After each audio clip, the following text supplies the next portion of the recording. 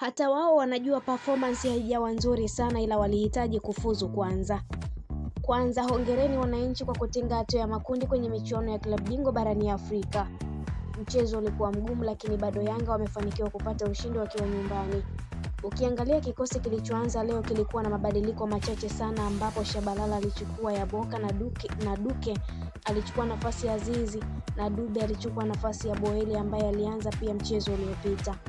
Kitu chanya nilichokiona kwa Yanga ni shauku na morali ya kupambana zaidi kwenye mchezo wa leo, licha ya kwamba bado hawapo sawa kwenye maeneo ya msingi ambayo wanahitaji kufanya marekebisho. Maeneo hayo ni kama yafuatayo.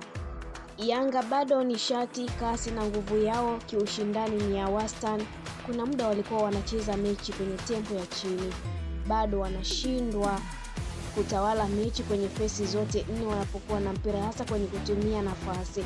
Bila mpira bado timu haitoi maswali magumu kwa wapinzani wao. Pressing yao haina kasi, nguvu pamoja na muunganiko. Yanga msimu uliopita walikuwa hatari sana kwenye transition, lakini msimu huu hasa leo walikuwa wanashindwa kunufaika na zile offensive transition walizokuwa wanafanya. Pacome ni Tasliman na anaendelea kuwa mchezaji muhimu kwenye kikosi cha Yanga.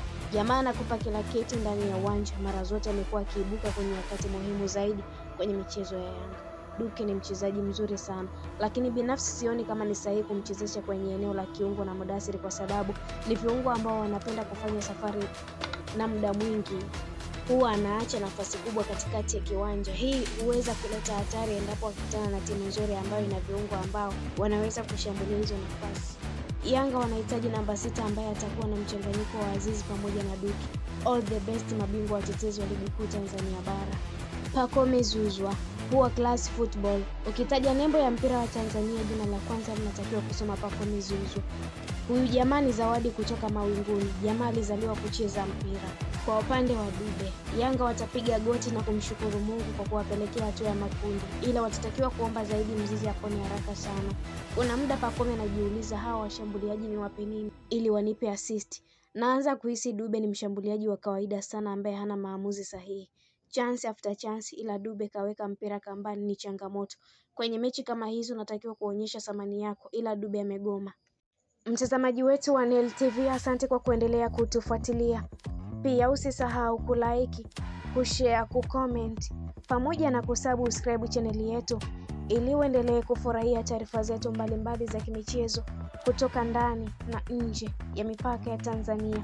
Ili uendelee kufurahia na taarifa zetu za kimichezo, subscribe, share, comment kisha like. Allow notification kwa ajili ya kupata taarifa zetu pindi tunapoweka taarifa mpya kwenye channel yetu ya Nel TV. Ikiwa leo Young Africans imeibuka na ushindi wa bao 2-0 na kutinga hatua ya makundi klabu bingwa barani Afrika. Singida Black Stars nayo ikifanya vyema huko katika uwanja wa Azam Complex dhidi ya Flambeu.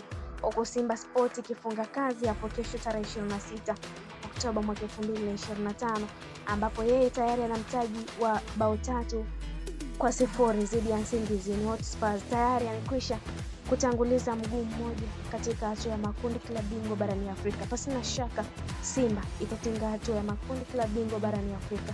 Mimi ni Sport Lady Queen Liz, hadi wakati mwingine, kwa heri.